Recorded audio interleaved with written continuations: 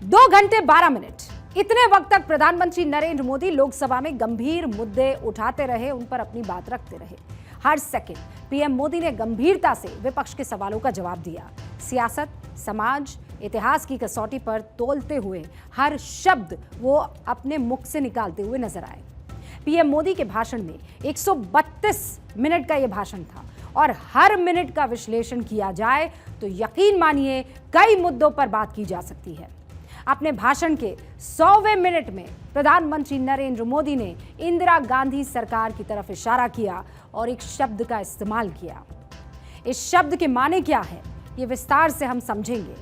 ये एक शब्द जिसका पीएम ने जिक्र किया, क्या था?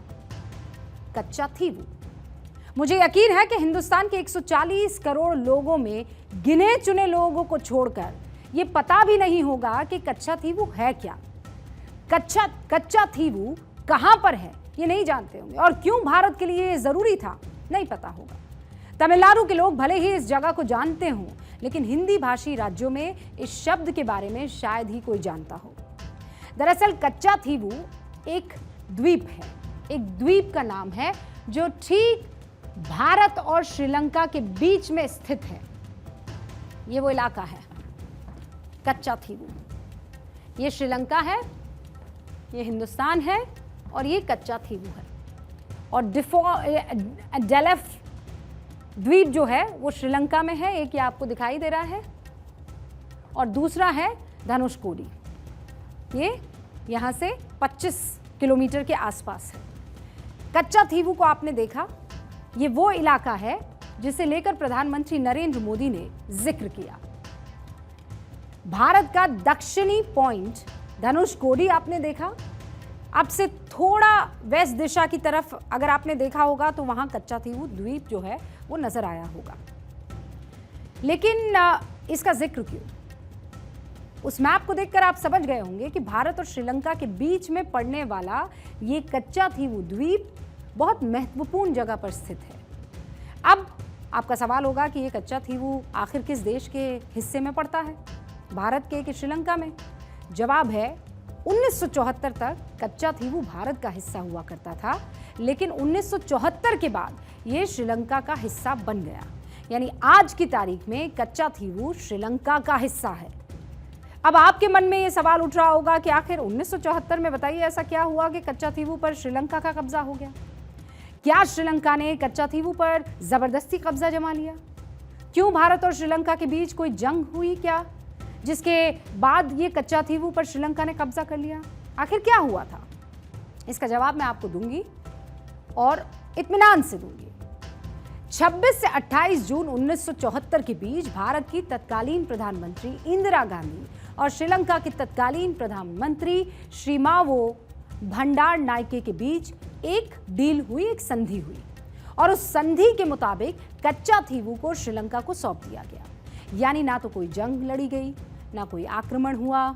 एकदम शांतिपूर्ण तरीके से भारत ने एक अहम समुद्री द्वीप को श्रीलंका को सौंप दिया। और इसी पूरे विवाद पर कल प्रधानमंत्री नरेंद्र मोदी ने लोकसभा में गुरुवार को पहली बार अपनी बात रखी। मैं जरा इनको, जहां भी हो, जरा मेरा सवाल अगल बगल में बैठे हुए को जवाब दे। ये जो बाहर गए ना, उनको जरा पूछे ये कच्छ थीवू क्या है? कोई पूछे इनको कच्छ थीवू क्या है? इतनी बड़ी बातें करते हैं ना, आज मैं बताना चाहता हूं ये कच्छ थीवू है। और ये कच्छ थीवू कहां आया, जरा उनको पूछ लीजिए। इतनी बड़ी बातें लिख करके देश को गुमराह करने का प्रयास कर रहे हैं। और ये डीएमके वाले, उनकी सरकार, उनके मुख्यमंत्री मुझे चिट्ठी लिखते हैं, अभी भी लिखते हैं, और कहते हैं मोदी जी कच्छ थीवू वापस ले आइए। एक कच्छ थीवू है क्या? किसने किया?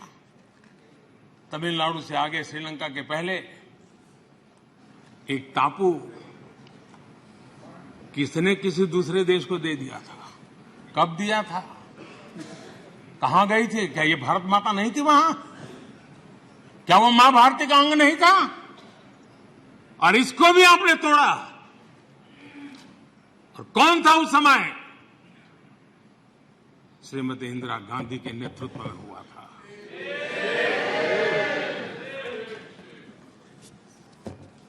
कांग्रेस का इतिहास मां भारती को छिन्न भिन्न करने का रहा है।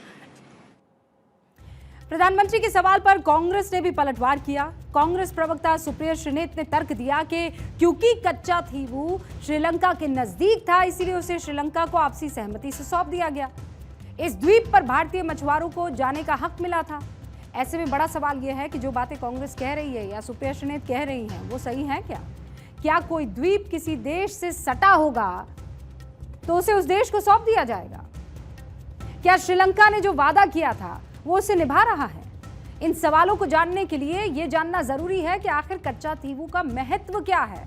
आखिर कच्चा थीवू पर भारत का कब्जा अभी होता या वो भारत के पास होता तो क्या फर्क पड़ जाता? दरअसल कच्चा थीवू 285 एकड़ में फैला एक द्वीप है, यानी एक छोटी सी जमीन का टुकड़ा। लेकिन कच्चा थीवू की अहमियत क्या बड़ी है और क्यों बड़ी है, उसे समझिए। पारंपरिक रूप से श्रीलंका के तमिल और तमिलनाडु के मछुआरे इस द्वीप का इस्तेमाल मछली पकड़ने के लिए करते हैं। 1974 से पहले यहाँ मछली पकड़ना भारतीय मछुआरों के लिए बहुत आसान था। लेकिन जब कच्चा थीवू पर 1974 के बाद श्रीलंका का कब्जा हो गया तो फिर भारतीय मछुआरों के लिए कच्चा थीवू गिरफ्तारी की वजह बन गया। यानी जो कच्चा थीवू पारंपरिक तौर पर भारतीय मछुआरों के लिए सबसे ज्यादा जरूरी जगह थी, यहाँ तमिलनाडु के ईसाई समुदाय का चर्च हुआ करता था, इनफैक्ट अभी भी है, उसी कच्चा थीवू के पास जाने पर भारतीय मछुआरों को अरेस्ट कर लिया जाने लगा। श्रीलंकन नेवी ने 2019 में 190 भारतीय मछुआरों को गिरफ्तार किया, 2020 में 74, 2021 में 143, 2022 में 219 भारतीय मछुआरों की गिरफ्तारी हुई। ये आंकड़े तो 2019 के बाद के हैं। अब आपको एक बार फिर से मैप दिखाती हूँ और ये देखिए कि कैसे कच्चा थीवू का इलाका यहाँ से मालूम करना बेहद मुश्किल होता है। यहाँ से आप पता लगाइए, कुछ समझ में नहीं आएगा, लेकिन जब आप नज़दीक जाएंगे तो ये छोटा सा इलाका कच्चा थीवू है, जलेफ्ट द्वीप श्रीलंका का, और ये पड़ जाता है धनुषकोडी द्वीप। 3 द्वीप आपको नजर आ रहे होंगे। मालूम करना यहाँ से अगर थोड़ा दूर, ये तो मैंने जूम इन करके आपको दिखाया है, लेकिन दूर से आप देखेंगे तो इस इलाके के बारे में पता लगाना भी बेहद मुश्किल हो जाता है। मछुआरों के लिए ये मुश्किल है कि ये कौन सी भारतीय सीमा है और कौन सी श्रीलंका की सीमा है, और इसीलिए भारतीय तमिल मछुआरों को श्रीलंका की नेवी गिरफ्तार कर लेती है। इसीलिए कच्चा थीवू को श्रीलंका को सौंपने के बाद से ही तमिलनाडु के तमाम सियासी दल केंद्र सरकार के फैसले का विरोध कर रहे हैं।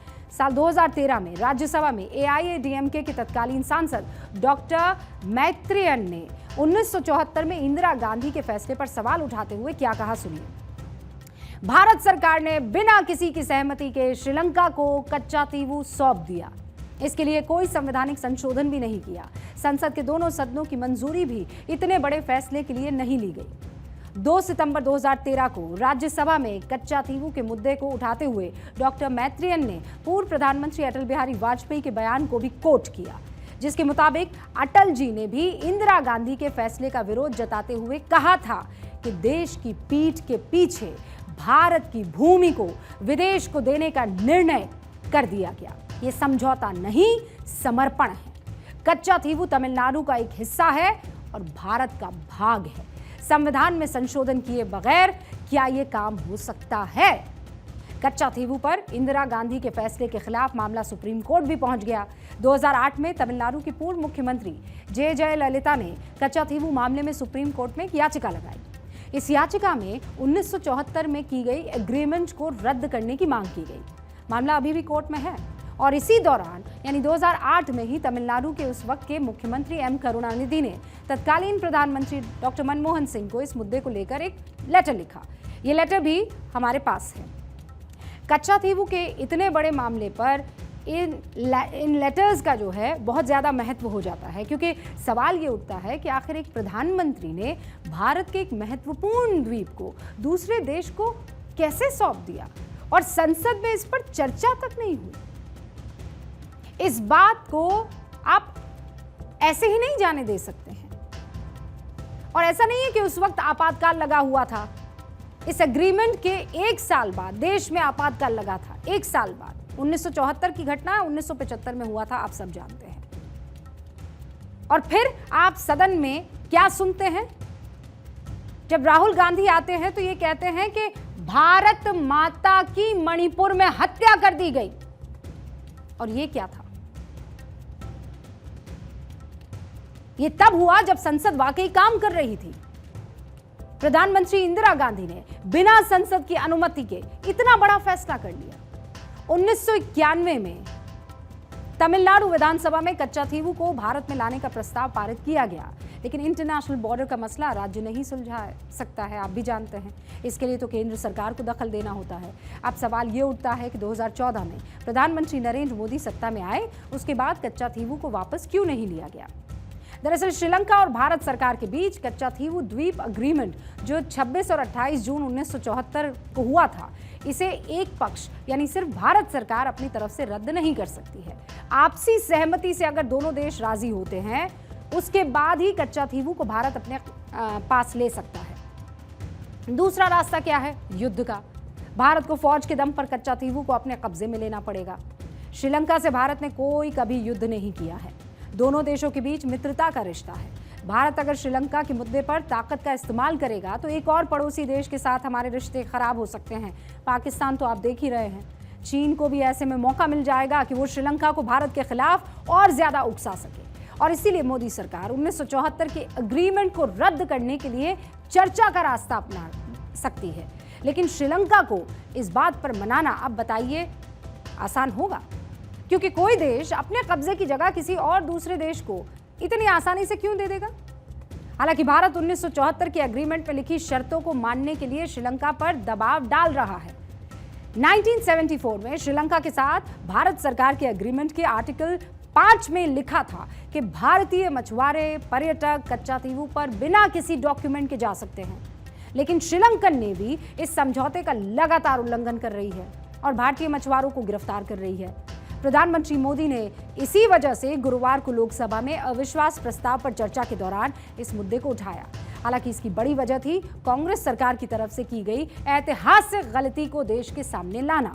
लेकिन एक सरकार की ऐतिहासिक गलती का खामियाजा तमिलनाडु के गरीब मछुआरों को भुगतना पड़ रहा है, जिसको ठीक करना अब सरकार के लिए बेहद मुश्किल दिखाई दे रहा है। लेकिन उसका जिक्र और देश को इसकी जानकारी होना बहुत बहुत ज़रूरी है। और इसीलिए आपके सामने द रूबिका लियाकत शो में कच्चाथीवू का ये सच रखा हमने।